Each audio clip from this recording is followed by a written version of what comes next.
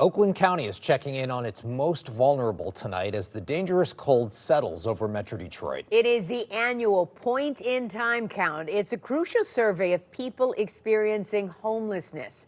The data collected will help guide resources and services to keep those in need safe. 7 News Detroit reporter Demetria Sanders followed a crew in Pontiac as they shined a light on the effort.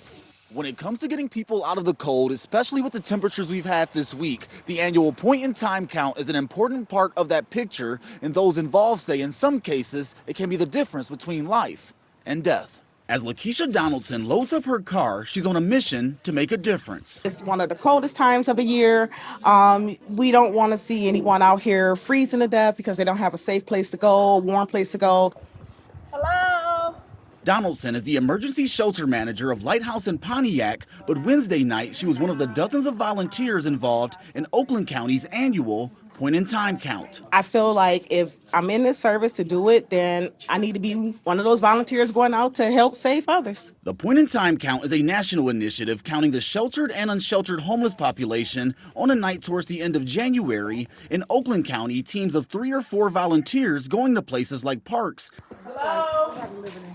and popular businesses where homeless individuals may hang out. They'll go and literally canvass, walk outside, interview people that they may come in contact with, ask if they have somewhere to stay. If they don't, they'll take them to a shelter tonight if they're interested. For those who declined, they receive resources like hygiene products and winter gear, including empowerment plan coats, which can convert into a sleeping bag. Because not everybody want to come into shelter. You know, communal living or shelter is not for everyone. In 2024, more than 770,000 people were experiencing homelessness nationally during the point-in-time count, an 18% increase compared to the year prior. In Oakland County, they expect to find several hundred people during this effort.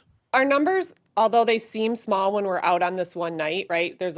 We have a lot of overflow into shelters and a lot of people that could be in housing paid for by one of our federal programs or state programs. The count also directs where state and federal funding goes for homeless services, and I'm told its impact is invaluable. We are seeing the homeless numbers growing constantly, and so sometime we need to try to prevent that from happening. In Oakland County, Demetria Sanders, 7 News Detroit.